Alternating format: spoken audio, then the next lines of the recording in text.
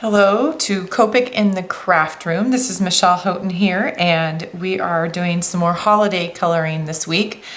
Like I said, if you saw last week's video, I'm pulling out some of my stamps that I've had for a little while and coming back and coloring them again. As much as I love to collect stamps, I also want to get some value out of the ones that I own. So I'm coming back and finding some of the ones that I really truly love, and I'm coloring them for a second or third time. They will make as beautiful a card the second, third time around. I know this image in particular I used on a scrapbook page, and so now I'm going to put it on a card today.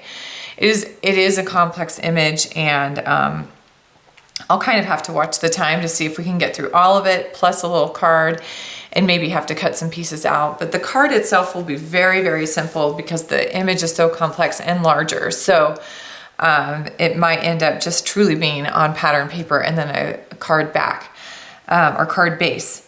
So I'm going to walk through all of this. The part I want to feature a little bit, or the newer little bit different technique, is this sky that's behind her, or the pattern that's behind her. I want to make it appear like it's almost like a starry night or a snowy night. And so you'll see that as I do that, and I'll talk through that process a little bit. The image itself is by a stamp artist named Michelle Perkett. She is an online digital artist. Now, this is one that I did get when I was very first starting out with Copic markers. So I'm going to have to double check, and I will put a link on the video. And if she still has this available, I will let you know. But she was truly one of my favorite stamp artists when I started with Copic markers. I loved the figures she created and the whimsy. And so this is one of my originals that I bought when I first started with Copic markers. So I'm going to speed us up, get coloring. So sit back and enjoy, or find some colors and color while I am coloring too.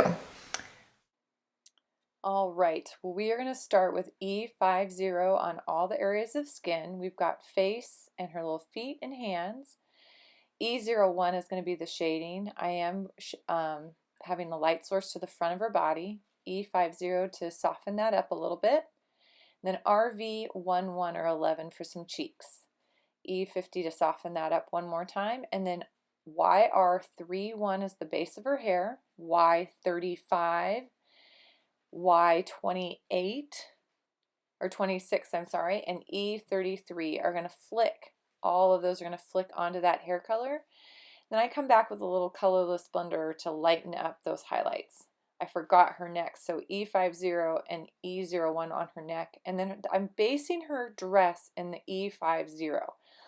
Now, I'm not worried too much about hitting those flowers. I use the colorless blender to brighten up that highlight because I'm fading that to white. W1 with dots and W3 with more dots, less this time, on all of those areas that could be fur. I'm softening all those areas with colorless blender, then E33 just for a little warmth, and the colorless blender again. R14 or R14 is going to go on her wings and her poinsettia flowers. So she really is going to be pretty much a holiday fairy. R17 or R17 is next for the first layer of shading. And then R29 for a deeper color. I'm trying to do into those sections like you would pieces of hair, and then R59 into those deepest, darkest shadows. I'm not using much of this, one or two flicks on each of those sections. R17 to start blending, softening that together. And then I go in, and with R17, I'm going to touch all those little berries and some of the petals on her dress. So the holly berries and the flowers, the poinsettia flowers, R29 and R59. Now notice I left the edges white, and I am touching those berries with the R59 as well. Now I'm coming in with R14, my lightest color, hitting those edges and softening those colors together. So this is what I'm blending with. R59 and R14 and R17. Back and forth with those colors. G43 and G40 on the holly leaves. All right, so I cleared that up. It's going to be G43 for the base, and then G46 is going to be what's on those inner pieces, and the G40 is just out on those edges. Y35 just touching in on those flower centers, and then R14, R17, R29, R59, all on that little bird. R49 to blend. So on the sky, now I'm going to start with those stars, and I'm adding colorless blender into all those stars, and I'm going out around wider on those stars, and then I'm trying to catch this all as it goes, and obviously it goes pretty fast today. It's B16 that I'm then backing the sky with. Then I come immediately back with my colorless blender, and I'm going beyond the stars. B16, colorless blender, and then I'm coming in with my next color, and I'm going around those stars to get a little bit darker, and this is actually B26 and then B39. So the series here is B16, B26, and B39. And then of course the colorless blender, which is really key. Now I decided early on that I'm not going to, I am going to cut this out around that frame, so I'm not worried about the edges of the frame. Colorless blender, but again I started with a colorless blender and that B16 to get that technique going, and then I come back in with those darker colors. I have some areas that I know are just going to remain dark, so I've gone into those corners and just done the B39. So you can see colorless blender on the stars again, B16. I'm not super concerned about getting close to her because I know those will be dark. As I get further away from the stars, it gets darker. B26. And notice I'm only doing sections at a time. I divided this into 3 main sections, and so I'm doing those sections one at a time. B39 comes in and goes around again, but obviously not as close to the stars this time, or snow, whichever you want to pretend that it is or make believe that it is. It could be either.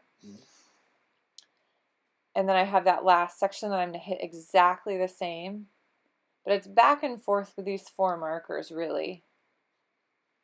All right, colorless blender on the last section. You can see right now, like you can see how all those stars are wet. B16, and this time and you can see I basically go pretty much up to the line of each star. I'm not again concerned about getting close to her, but then I immediately go back and push that color with that colorless blender to create kind of that lighter ring of color, and that's my goal. I don't want it white, I'm just trying to push it and give almost that watermark effect. B26, and this is where I start filling in close to her, and then B39. And I'm not worried so much about going back and forth and blending until I get all of these pieces laid down once I've done that initial colorless blender in B16.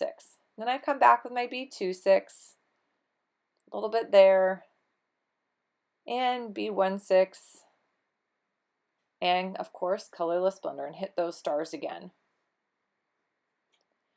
Then I'm going to go really fast, fussy cut around the edge of that card, pretty easy. The hardest parts on this one, she's got a couple little spots on her wings and around her feet that are really tight and really fine line. So I don't fussy cut those out. I'm going to cheat and color those areas with a red pen so you don't see them once I've taped it down. So I tape that down on my card front, and I add some sparkle with Atuspica. Got some red, and I use my glue pen, and I have some clear, and the sparkly snowflake, and I'm done. One kind of snowy, starry night, Christmas card ready to go. I'm probably going to put maybe one more snowflake or a bow or something, and I'm going to use a detail glue to get these little guys tacked down. I'll talk you through that process of coloring and some of the tricks I used on the sky and those fussy cutting little tiny corners. Thank you for joining me this week, and I hope you have a very happy, colorful week.